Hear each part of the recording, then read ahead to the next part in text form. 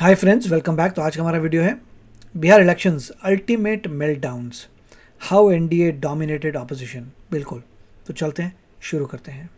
देखिए, लोग इलेक्शन पे क्या होने वाला है उसकी हफ्तों से चिंता कर रहे थे, लेकिन आपने एक चीज नोटिस की, तेजस्वी जी ने ऑलरेडी एक्सीडेंटली स्पॉइलर दे दिया था। इस बार तो क्लीन स्वीप हम लोग हो रहे हैं। अभी तक जिस तरह से चीजें चल रही हैं, इससे साफ दिख रहा है कि एनडीए को एक बड़ी जीत हासिल होते हुए आपको देखने को मिलेगी। और ये पहला नतीजा बीजेपी के पक्ष में ही आया है, तो एनडीए की बहुत बड़ी जीत हुई है। ये जरूर करें कि प्रचंड बहुमत से ही एनडीए की सरकार बनेगी। मानना पड़ेगा लालू जी के बारे में है, गवर्नेंस ऐसी करो कि 20 साल से पावर के बाहर हो, उसके बाद भी इतनी एंटी इनकम्बेंसी बनी हुई। और बताइए, रिजल्ट आया 14 नवंबर को, जो कि हम सब जानते हैं नेहरू जी का बर्थडे है। नेहरू जी के बर्थडे पे देखिए कांग्रेस ने ऐसा तोहफा दिया उनको। And as you all know, ये रिजल्ट इसलिए आया है क्योंकि बिहार में इतनी शिद्दत से बीजेपी के स्टार कैंपेनर काम कर रहे थे। आप ये मुझे बताओ, एक बात समझाओ, ये जो चील है यहाँ क्यों उड़ रहे हैं? इसका कारण क्या है? इसका कारण नरेंद्र मोदी है, इसका कारण आरएसएस है, इसका कारण बीजेपी है। इतना अच्छा काम किया है उन्होंने कि उनके एक्स गठबंधन वाले ही उनको रोस्ट कर रहे हैं ऐसे। राष्ट्रीय राजनीति में 3 फैक्टर है जो बीजेपी के लिए काम करते हैं। एक है, दूसरा है राष्ट्रवाद और तीसरा सबसे बड़ा फैक्टर नरेंद्र मोदी। एक और है, क्या? राहुल गांधी। तो आइए राहुल जी का लाइव रिएक्शन भी देख लेते हैं।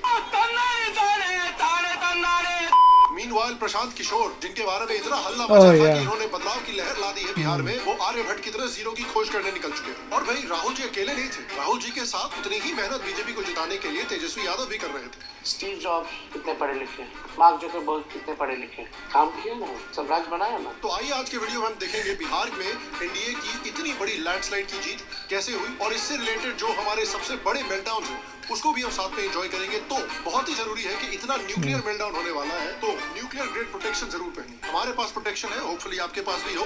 Let us begin. हेलो, शाम शर्मा शो के इस एपिसोड में आपका बहुत बहुत स्वागत है। मैं हूँ सेक्युलरिज्म का सीईओ और आप सबको एक सेकंड। तो देखिए, एनडीए अलायंस ने बिहार के इलेक्शन में काफी कंफर्टेबली लैंडस्लाइड विक्ट्री रजिस्टर की है, और इस बार के इलेक्शन में खासकर बीजेपी ने इंडिविजुअली भी पिछले इलेक्शन से भी अच्छी परफॉर्मेंस दी है। जैसा कि आप इस ग्राफ में देख सकते हैं, जेडीयू ने भी काफी इंप्रूव किया है, लेकिन बीजेपी को 90 सीटें मिली हैं, जो कि जेडीयू से भी बेहतर परफॉर्मेंस है। इनफैक्ट 2020 में बिहार में बीजेपी ने 74 सीट जीती थी 19% वोट शेयर के साथ। इस बार उन्होंने 90 सीटें जीती हैं 23% वोट शेयर के साथ। इनफैक्ट सबसे सरप्राइजिंग बात आपको जानकर ये लगेगी कि चिराग पासवान की जो एलजेपी है, लोक जनशक्ति पार्टी, उसको ऑलमोस्ट आरजेडी जितनी सीटें आई हैं। और ये बहुत एक इंपॉर्टेंट फैक्ट है जो आपको याद रखना चाहिए, क्योंकि हम इसको थोड़ी देर में बाद में भी डिस्कस करने वाले हैं। तो देखिए, लगता है लोगों के लिए चॉइस बिल्कुल क्लियर थी इस इलेक्शन में। एक तरफ था development, growth, law and order और जाति के कड़वेपन से आगे बढ़ने की कोशिश सोसाइटी। दूसरी तरफ था गुंडा राज, मैसिव करप्शन, कास्ट की लड़ाई और परपेचुअल गरीबी। और पब्लिक ने अपना वर्डिक्ट बिल्कुल क्लियरली रखा है। अब राहुल गांधी जी के वोट चोरी के कैंपेन की तरह उनका बिहार का कैंपेन भी ऐसा निकला। तो पूरा देश सत्ते में था कि अब कौन सा बॉम्ब राहुल गांधी फोड़ने वाले हैं, लेकिन ये तो ऐसा बॉम्ब था कि जिसमें कोई आवाज ही नहीं थी। फुस्सा बॉम्ब था, फुस बॉम्ब था, इसमें कुछ नहीं था। एक्चुअली मैं फडणवीस जी से डिसएग्री करता हूँ, क्योंकि बॉम्ब फटा लेकिन उनकी अपनी ही पार्टी पे फटा। कुछ लोग सोशल मीडिया पे कह रहे हैं कि जितने हृतिक के हाथ में उंगलियां हैं उतनी ही सीटें कांग्रेस की आई है बिहार में। बताइए। एंड ऑब्वियसली बीजेपी के सबसे बड़े जो स्टार कैंपेनर है, मोदी जी से भी बड़े, ही स्ट्रक अगेन।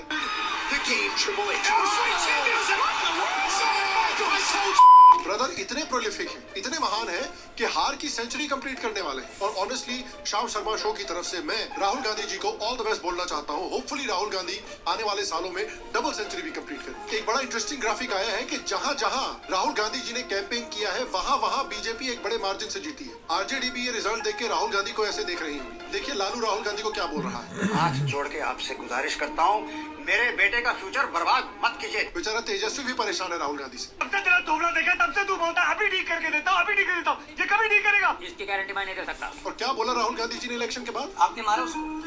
मारा नहीं, हम लोग माने गए। उसने आपको मारा? यस। और पब्लिक का जवाब भी बड़ा इंटरेस्टिंग था कि क्यों राहुल गांधी इतनी बुरी तरह से फेल हुए बिहार में। कौवा जो है ना, में मोर का पंख लगा देगा तो वो मोर नहीं बन पाएगा। और बड़ा इंटरेस्टिंग मेल्टडाउन हुआ है उन इन्फ्लुएंसर्स का जो अपने आप को न्यूट्रल बोलते हैं, बट असलियत में राहुल गांधी जैसे पॉलिटिकल इनसाइडर को सपोर्ट करते हैं। ये लोग 2024 में जब बीजेपी की 240 सीटें आई थी, तब कह रहे थे कि देखिए द पब्लिक हैज स्पोकन। अब कह रहे हैं कि भैया इलेक्शन रिग कर दिया गया है, इसलिए हमको वोट नहीं आया। यहाँ भी इनको रोस्ट किया जा रहा है। इनके ट्वीट के नीचे लोग बोल रहे हैं कि भैया जितनी कांग्रेस को सीटें आई है उससे ज्यादा तो तुमने ट्वीट करके रखा हुआ। और मैं इनसे पूछना चाहता हूँ यार, हमारा कुत्ता कुत्ता तुम्हारा कुत्ता टॉमी। जब बीजेपी जीतती है तो वोट चोरी, जब कांग्रेस जीतती है तो पब्लिक हैज स्पोकन। और और ये ज्ञानेश कुमार जो चीफ इलेक्शन कमिश्नर बने हैं उन पे आरोप लगा रहे हैं कि भैया ज्ञानेश कुमार ने बीजेपी को जितवा दिया। अरे भैया ज्ञानेश कुमार को अपॉइंट किया गया था एज इलेक्शन कमिश्नर मार्च 2024 में। इनके इलेक्शन कमिश्नर बनने के बाद बीजेपी कर्नाटका बाई पोल्स में हारी है, महाराष्ट्र लोकल बॉडी इलेक्शन में उनकी बुरी परफॉर्मेंस रही है, Uttar Pradesh civic and local poles में ऑपोजिशन की अच्छी परफॉर्मेंस रही है, लद्दाख हिल काउंसिल इलेक्शन में ऑपोजिशन की अच्छी परफॉर्मेंस रही है, हिमाचल बाई पोल्स में कांग्रेस की स्ट्रॉन्ग परफॉर्मेंस रही है। तो तब कहाँ चला गया था ईवीएम की हैकिंग?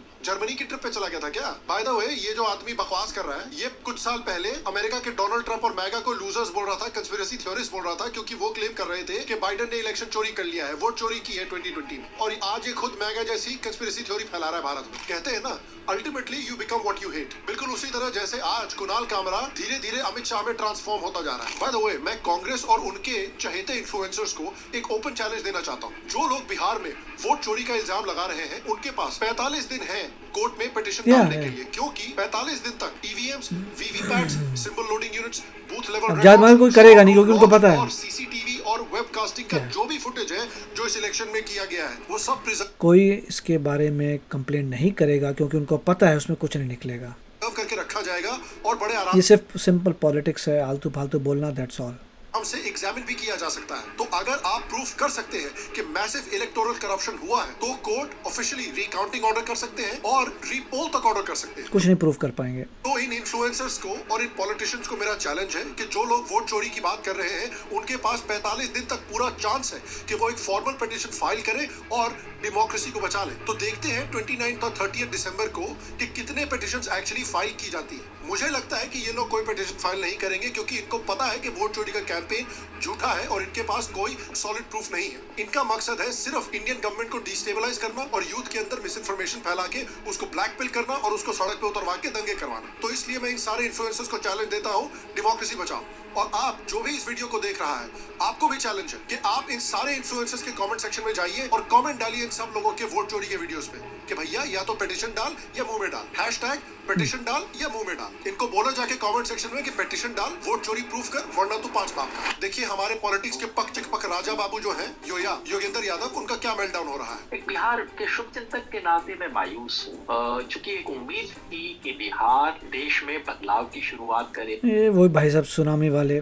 बिहार में खुद बदलाव होगा, बिहार में जो सामाजिक न्याय का रथ रुक गया था और बिहार में जो सुशासन 5 साल के लिए होके वो सुशासन भी रुक गया था वो दोबारा शुरू हो सकेगा, ये नहीं हुआ। उसको लेके बहुत मायूसी। और कुछ लोग कह रहे हैं कि बिहार में एक नई बरखा दत्त की डिस्कवरी हुई है जिनका 100% स्ट्राइक रेट है बरखा दत्त की तरह ही। जिनसे इंटरव्यू किया वो हार गए। मुझे लगता है इसके पीछे भी बीजेपी की कोई चाल है। तेजस्वी यादव की भी बात करते हैं क्योंकि इनके सबसे बड़े फैन थे रवीश कुमार, जो कि इतने न्यूट्रल और इतने अनबायस्ड जर्नलिस्ट है कि इन्होंने एक पूरा वीडियो बना दिया था जिसमें वो सिर्फ तेजस्वी के शर्ट के कलर का रिव्यू कर रहे थे और उसको डीकोड करने में बैठे हुए थे। 2020 में तेजस्वी ज्यादातर कुर्ता पजामा में नजर आते थे, लेकिन 2025 के चुनाव में टी शर्ट को अपना सियासी पहनावा बना लिया। इनको भारत में अनबायस्ड जर्नलिस्ट बोला जाता है। बाय द वे 1-2 साल में इनकी वीडियो आने वाली है शायद कि कैसे कांग्रेसी लीडर्स का पेशाब पीने से पाइल्स ठीक हो जाता है। राइजिंग स्टार प्रशांत किशोर की भी बात करते हैं। प्रशांत किशोर ने भी बड़े बड़े क्लेम्स किए थे और इनकी पार्टी 0 पे अटक के रह गई। ऊपर से इन्होंने इलेक्शन नहीं लड़ा। इनकी हालत इतनी बुरी है कि राजदीप सरदेसाई जैसे पंचिंग बैग भी इनको रोस्ट कर रहे हैं। मतलब इनसे अच्छा तो जेन्युइनली केजरीवाल थे, क्योंकि केजरीवाल में कम से कम इतनी हिम्मत तो थी कि वो खुद जाके इलेक्शन भी लड़ता, सिर्फ दूसरों के कंधे पे बैठ के बंदूक नहीं चला रहा था वो। तो आइए देखते हैं कि अलग अलग पार्टीज ने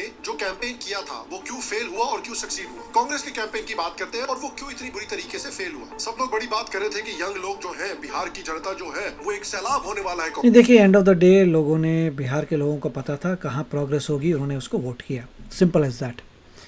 इसमें कॉन्ग्रेचुलेशन जाता है बिहार के लोगों में जिन्होंने इंटेलिजेंस दिखाई है, सही पार्टीज़ को लेके आए हैं, क्योंकि अब बिहार आगे बढ़ेगा, प्रोग्रेस आएगी। दे चोज़ द राइट लीडरशिप। और बहुत अच्छी बात है कि फाइनली बिहार में अच्छा होगा, बीजेपी आएगी, बिहार आगे जाएगा।